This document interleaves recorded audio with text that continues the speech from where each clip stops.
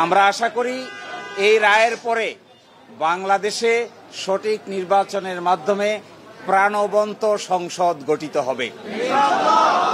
দীর্ঘ এক যুগেরও বেশি সময়ের আইনি লড়াইয়ের সফল অবসান হলো। বাংলাদেশ জামায়াতে ইসলামী আজকে বাংলাদেশের সর্বোচ্চ আদালতের রায়ের মাধ্যমে তার নিবন্ধন ফিরে পেল। পলিটিক্যালি মোটিভেটেড পিআইএল বা রাজনৈতিক উদ্দেশ্যে দায়েরকৃত মামলার মাধ্যমে জামায়াতের নিবন্ধন কেড়ে নেওয়া হয়েছিল। আজকের এই রায়ের মাধ্যমে বহুদলীয় গণতান্ত্রিক এবং অংশগ্রহণমূলক সংসদ প্রাপ্তি নিশ্চিত হল। আমরা আশা করি এই রায়ের পরে বাংলাদেশে সঠিক নির্বাচনের মাধ্যমে প্রাণবন্ত সংসদ গঠিত হবে। জাতি, ধর্ম, বর্ণ, শ্রেণী নির্বিশেষে সকলেই তাদের ইচ্ছা অনুযায়ী ভোটাধিকার প্রয়োগ করে জামায়াত ইসলামীর নেতৃবৃন্দকে বেছে নিবেন, এটা আমরা প্রত্যাশা করি। এবং আমরা এটাও প্রত্যাশা করি বাংলাদেশের আগামী সংসদে ইন্টারেস্টিং এবং কনস্ট্রাকটিভ বিতর্ক হবে, যার মাধ্যমে ডেমোক্রেসি একটি স্থায়ী রূপ লাভ করবে। আজকে মাননীয় আপিল বিভাগ হাইকোর্টের যে রায় ছিলেন এই রায়কে বাতিল ঘোষণা করেছেন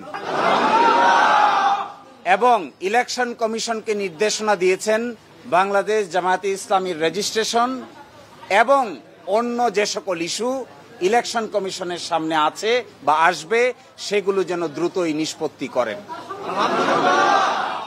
এর এই মাধ্যমে আজকে বাংলাদেশ জামায়াতে ইসলামী তার নিবন্ধন ফিরে পেল এবং প্রতীকের ব্যাপারটিও ইলেকশন কমিশনের সামনে রেফার করা হলো আদার ইস্যু হিসেবে। এই জন্য আমরা মামলার শর্ট অর্ডার চেয়েছি।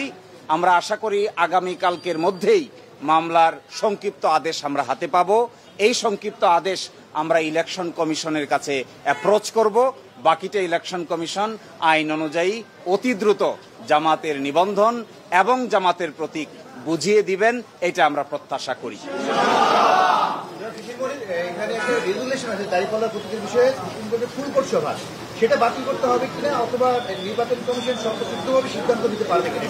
যে আজকে যে ডাইরেকশন দিয়েছেন আপিল বিভাগ, সেই ডাইরেকশনে বলেছেন জামায়াতের রেজিস্ট্রেশন এবং অন্য কোনো ইস্যু যদি ইলেকশন কমিশনের সামনে থাকে তাহলে যেন ইলেকশন কমিশন এটা ডিসপোজ করে।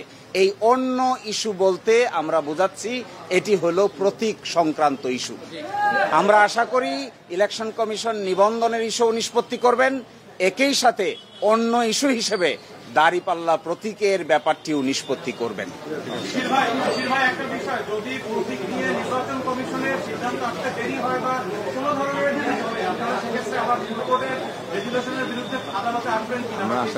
না, আমরা প্রত্যাশা করি বাংলাদেশ সুপ্রিম কোর্টের সর্বোচ্চ আদালতের রায় চূড়ান্ত। কে কবে কখন প্রশাসনিকভাবে সিদ্ধান্ত নিয়েছেন এগুলো বিচারিক কোনো সিদ্ধান্ত নয়। এই জন্য আমরা প্রত্যাশা করি ইলেকশন কমিশন রায়ের কপি পাওয়ার পরে অবশ্যই দ্রুততম সময়ের মধ্যে এই দুটো বিষয়ের সিদ্ধান্ত নিবেন এবং আমাদের প্রত্যাশা কার্যকর হোক, এটাই আমরা গভীরভাবে বিশ্বাস করি।